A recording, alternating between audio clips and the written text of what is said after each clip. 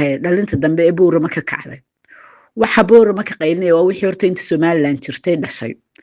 oo aan bala arag oo wixii la soo maray ogeyn oo qarankan cid dhistay inay reerkoodu kow ka yahay aan ogeyn oo la isticmaalayo nin dibadda jooga ama xamar jooga oo dhaqaale yar u soo dirayo tii horena annaga diidnay awoodda lahayd ee waxay doonto nagu samaysay ee annaguna aan iska celinay taana annaga diidnay tiinan ka itaalka yar ee xanuunsanaysana annagu cisbitaal la dhigo Soomaali weyn madihin ee sheeganaysa Soomaaliyeed oo dhan inta halka ku shubateen nasa doontaan ka yeeshaan ku dayateen kuwii la ascaanoo dumiyey ee qalasyada la baxay idinkuna magac ka dhigateen waraf gaambaa lana yaraa waraf gangs ayaa lana yaraa magaca ina u qudaan ma yahan awda iyo degmada Boorama toona bismillahir rahmaanir rahiim warhooda Axmed Yaasiin waxaan wali ku jiraa ducadii iyo damaashaadkii iyo farxadii hambalyan markale leeyahay ilaa casa wajalla nasiye nimcada iyo ictiraafka inta badan sugeynayna ilaa casa wajalla baan uga mahadnaqaynaa madaxdeena kala dambeysayna way ku mahadsan yihiin jaahidiinteena noolna way ku mahadsantay intii dhimatay ee soo halganteena ilaahay naxariistii jannaha ka waraabiyo maanta waa taa lagu naaloonayo wixii ay maalinta u kaceen laba qodob oo qura baan oranayaa qodob waa kooban iyo kuwa koonfureed baan leeyahay halka ka barooranaya qodobna abtiyaashay aniga aan ka soo jeedo in naaskooda nuugay indhigooda ahay reer Boorame reer Awdal baan oranaya qodobka aan ku horeynaya waxa weeyaan ka nimanka xamarka ooyaya waxaan leeyahay markii horeba laba qolo oo ilaahay uu muddo qadaray inaynu wax isku darsano oo waxayagi intaan idin keeno oo waxa doontaan noogu bedeshaan ayaynu hayn ee dad isgaadhay markii horeba maynu hayn aqoonta waynu kala horeynay cilmiga diinta waynu kala horeynay ictiraafka annaga keenay oo ku horeynay cid wal oo way ogta adduunka ka mid ah aqoon naguma idin gaadhayn dhinac kasta dad jacayl iyo Soomaali jacayl midna naguma idin gaadhayn waxa uu hamiye digleedihin waxa weeyaan wixii ummadda magaca sheeganaysa Soomaaliyeed oo dhan inta halka ku shubateen nasa doontaan ka yeeshaan annaga diidnay tii horena annaga diidnay awoodda lahayd ee waxay doonto nagu samaysay ee annaguna aan iska celinay taana annaga diidnay tiinan ka itaalka yar ee xanuunsanaysana annagu cisbitaal la dhigo Soomaali weyn madihin ee waxaan leenahay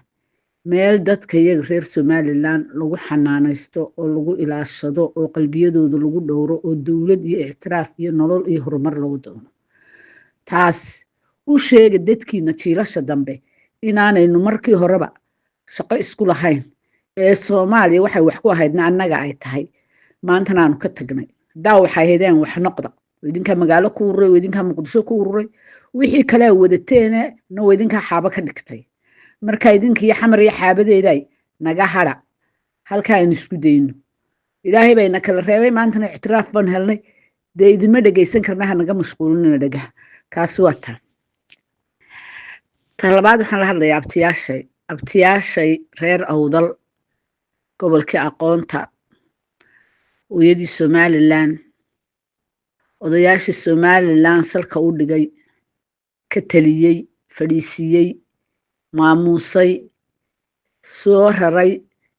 madaxweyne iyo madaxweyne ku xigeen iyo mid walba iyo isbedelkeedaba ka shaqeeyay horta aad baad u mahadsantiin maanta halka awal bad qaranka ugu jirteen bad ugu jirtaan laakiin waayadan dambe waxa magaaladii ka kacay Boorame dad ay dad dibadaha jooga isticmaalayaan dadka yaryar baan la hadlayaa odayaasha hawshoodii iyo madaxda iyo aqoon-yahanka Boorame halkii ay hawsha weligoodba ka wadeen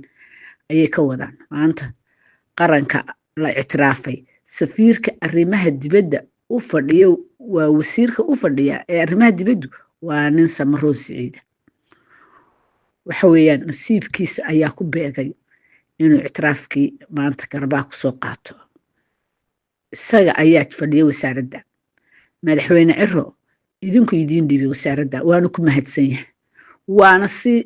wanaagsan oo sawirka Somaliland uu qurxoonaado ayuu aad ugu fikiray madaxweynuhu uu ku mahadsan yahay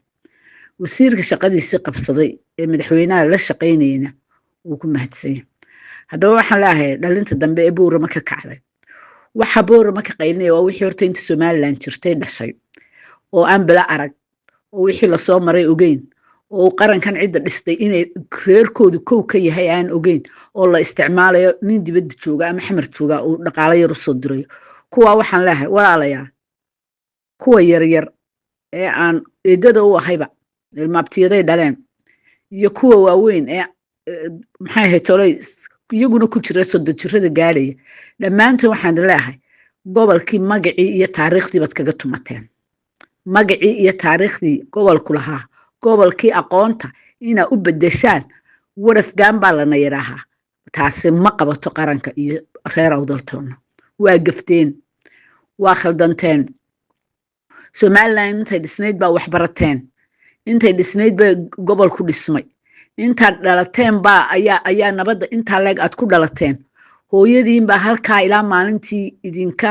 soo adeegaysay suuqaasoo sarbadda idin fadhiisanayso iskuulla idinka saaraysay aabihiin baa askari ahaayo waxa halkaa ka soo helo bisinka u qabto idinku quudaynayay kii ganacsanaya aayar iska ganacsanay waxbaa barateen horumar aan gobollada kala gaadhin baa gaadheen haddii aad ku dayateen kuwii laascaanoo dumiyey ee qalasyada la baxay idinkuna magac ka dhigateen waraf gaan baa lana yaraa waraf gaangis ayaa lana yaraha magaca ina u quudhaan ma yahayn awdal iyo degmada Boorama toona war wax idinka maqani ma jiro adduunkana wax walba way ka dhacaan qalalaasi iyo rabshadii yarayda dhacday ee xeer ciise way dhamaatay waa laga wada hadlay intii ilaahay u qadarayna way ku baxday laakiin rabshadaa horaba ma yahayn inay ka dhacdo Boorama gudaheeda haddii la doonayo meel inay ka dhacdo سيلع بهد إن لقدح مدهرات بورمو دبات ميتشرين سبب لو قدح مدهرات أنا ميتشرين حقيقة إن ليدين شيء قبل بهنتين ورقبل كصورة حميننا وقرن كصورة حميننا ومجع على مدى فلسطين قادتين فلسطين مصر يا هريرا كود حاجة أردنية هذا ريمد ولا هريرا كحكته وفقات مترو لكن أداء قادتين ودد السلامة كمحمين لكن حاو قادتين بلا وتشدوا فلسطين باتين دونكم فلسطين ما تهدين سوماليلاند باتين dadka Somaliland dhalay baatin Somaliland idinka dhalay ma ilmihiina dafiraysan Somaliland waa ilmihii Boorama lagu soo gardaadiyay ee koray ee kaalin galay Somaliland way nabaadiin xidhantay waxa weeyaan calan tawxiid laba sudan maalintii ragii wadanka xoreeyay u fikreen ayay u fikreen calan nabaadiin xidla u sameeyeen oo tawxiidku ku yaalo idinku kuwaasa ka mid tihiin ilaahayna idinkama saaro idinkamunu saarin idinkaa ka koowa waxaan dilaahay walaalayaal iyo ilmaabtiyaal iyo eedooyin iyo habro wadaagooyin dhammaantiinba awdal waan jecelahay anigu ilaahay baa igu og waan jecelahay awdal markaan arko hooyaday baan xasuustaa allaha u naxariistay awdale sagaaji ciyaalkaaga hagaaji hooyooyinku carruurtooda ha ka warhayaan hooyooyinku carruurtooda ha ka warhayaan kuwii hore ayaa iyagoon la ogeyn suuqa ku dhintay hay'adii amniga ka shaqayn kari waayay xalay bara saab ka hadlay wuxuu yiri xilligii way dhaaftay dee laydin sugayay marka waxaan hadalkayga ku soo gabagabeynayaa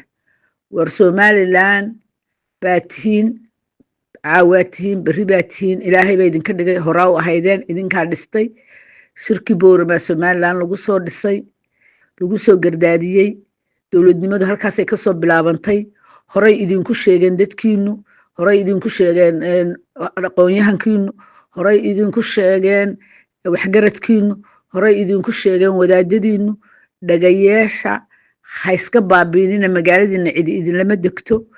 dadka magaaladiina ay ku soo dhaweyseen ama jaamacada ka dhiganaya ama nolol u soo doontay ee Somaliland ka soo horjeeda ee meelaha kale ka yimi